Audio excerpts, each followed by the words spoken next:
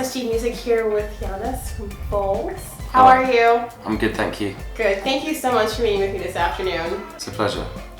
Wow. So it's good. It's our last day of tour today, so we're feeling kind of, I don't know, feeling a bit strange.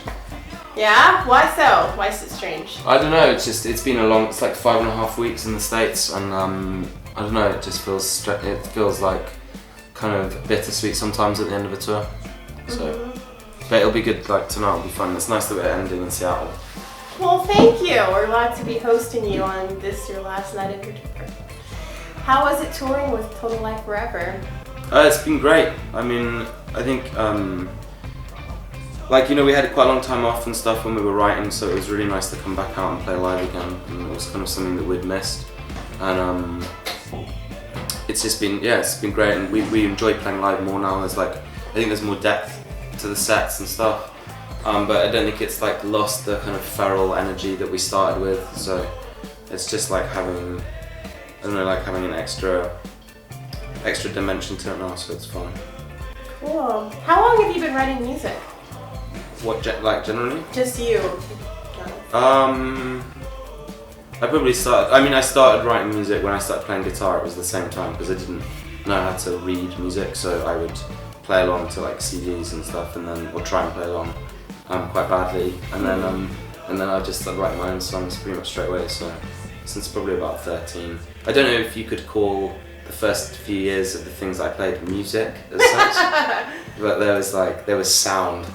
Yeah, I'm sure it was feral, as you like to call it. Yeah, it was just crap. No. But how do you think your voice has changed since you have been writing Foals? I think it's got better. I wanted to communicate like a lot more on this record. I felt like at the beginning, like when we wrote Antidotes, it was about the instrumentation, and there wasn't really, when we started, like we were just playing house parties in Oxford really, and we didn't like have a particular, we didn't really ever have like an understanding of like any listeners almost as much. It was just like parties, and so when it came to like doing Total Life, it was much more like I wanted to communicate, and I wanted to, because the band became like this big thing that occupies our time and our lives. It makes sense for the lyrics to be more meaningful. At least for me, I wanted it to be like more honest, and to actually have some sort of real expression, some honest expression. And it means that like even like, you know, we play some of these songs every night, and there's certain ones that still I feel very emotionally connected to. Which ones? I mean, kind of like, I don't know which one. Kind of all of them on this one. You know? Definitely like a song like Spanish Sahara or Afterglow are ones that like still kind of feel raw to me. And with certain other songs like Two Trees, there was almost like I wanted to write my way out of certain situations. So if I was feeling like paranoid or what, you know, I felt like if there was certain amounts of negativity, I'd like the lyrics to almost be instructional, like an instruction for a better way of living, and almost to like a 15-year-old version of myself. I used to get incredible solace from certain lyrics and songs, and the idea that you can provide comfort or a way out for people, or just like a kind of a compassion to a certain situation. So I wanted to get more involved with that. Before, the lyrics were very like, it was like an Easter egg hunt without a prize at the end of it. It was just like, it would just be stuff, and like it would be frustrating. I think it was frustrating for me because I didn't even, with some of the songs on the first record, I wouldn't be able to pinpoint exactly what they were about, which some people might say is a good thing, but I just think I'm not enamored with that way of writing anymore. I like simplicity. So with Total Life Forever, it looks like you say that you went back to the basics. It was just definitely a different feel from your first record. Yeah. Do you think going forward you might experiment with electronics or add anything flary? Yeah, I don't really, I can't really predict what the third record will do or where it will be. It probably won't be the same. I definitely don't feel like, you know, it's not like with Total Life we feel like we've arrived at somewhere that we particularly want to stay necessarily. So much of the fun for us with being in a band is the actual process of making the record and going through it and seeing all the stuff morph. So that I'd like to make a pop record really. I'd like to try and that's just kind of what we're excited by now, is the idea of like the craft of pop songs, and I mean, and they will never be like really square.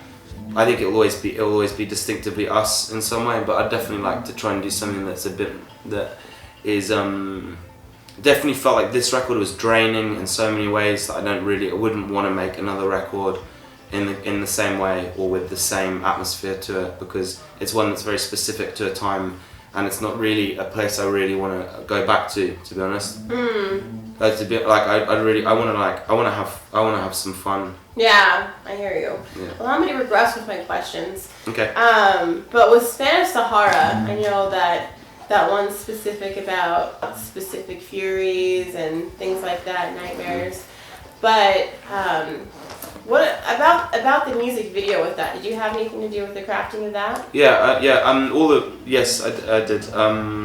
In the sense, most of our videos are done by a guy called Dave Marr, and he does a lot of our photos and stuff. He tours with us a lot. He has like hours and hours of footage, and so with most of the video, like he was there when we were writing Spanish Sahara and stuff. He'd be around in the house, and he'd come down for weekends and things from London, and so when it came to doing the video for it, it's like definitely, I think it's a visual song.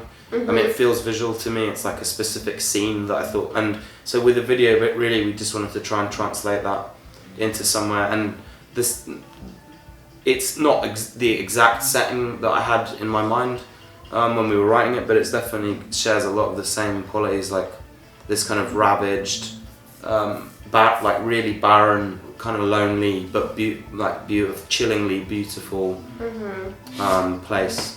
So what was the deal with dragging an animal up the mountain and then burning it? Well,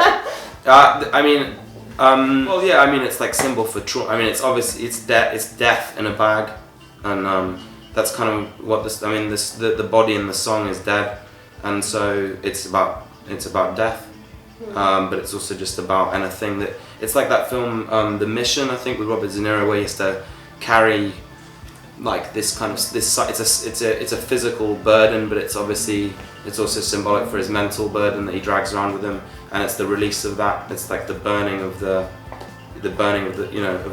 bonfire of the vanities, like it's burning it up, getting rid of it, and that song is trying to get rid of it as well, and it's like a release of trauma, or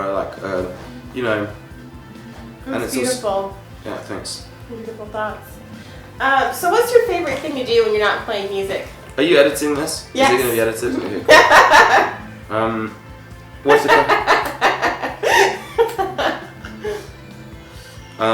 what do I like to do? Yeah. I like to I read a bit. Well, I stopped reading actually for quite a long time. I've started reading again, which I feel quite good about. It's made me feel better about myself that I read again.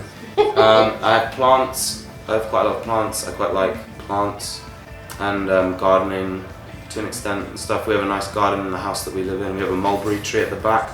Oh. That stained all of our floorboards and stuff because it was so laden with harvest, and there was just like purple stains all over our house from trimming it. But we have and then I like to I basically just play music. That's all I really want to do. Cool. Do you have a favorite author or a... No, I like. I've just got around to reading Jonathan Franzen. I just read the corrections and I like that. He's as I said, like I kind of stopped reading for about 4 or 5 years. I didn't read anything. I read very little. I maybe read one novel a year. So yeah, I really like. I like David Foster Wallace, and I like a lot of authors. I like. I find it difficult when I start to pick stuff. I like Bukowski. I like negative. Usually angry male authors. I never would have guessed that. Yeah, I mean it's so not predictable. And I like simple. I like Raymond Carver. I like writers that are sparse. Hemingway. Mm-hmm. It's kind of the opposite of Wallace and stuff. And then yeah. Cool. What about I like Snoopy as well. Snoopy. Yeah. That's a good one.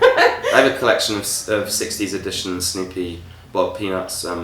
Stuff in a bound box that I'm quite proud of. Oh, that's awesome. Yeah. Do you have any, like a handful of fallback bands that you listen to when you're not listening to your own work or working on it? Well, what stuff do I regularly go back to? Mm-hmm. I listen to Arthur Russell pretty religiously. Pretty much, really like World of Echo, and Calling Out Context are two of my favourite records. And what else do I like? I really like a record called Days of Mars by Delia Gonzalez and Gavin Rossum. And but Arthur Russell's like is my comfort blanket records. Those are the records that I will return to, and I don't really ever seem to get that bored of it. I also really like a record called Like Heart Swelling by Palmo Polpo.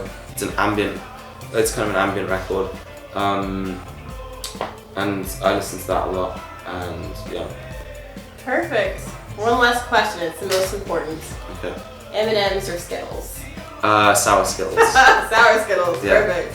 Well, thank you so much again for your time, and it's been a joy to pick your brain a little bit and have you talk about your music. And I look forward to seeing your show tonight. And Total Life Forever. Ow. Total Life Forever. Sweet. Thank you.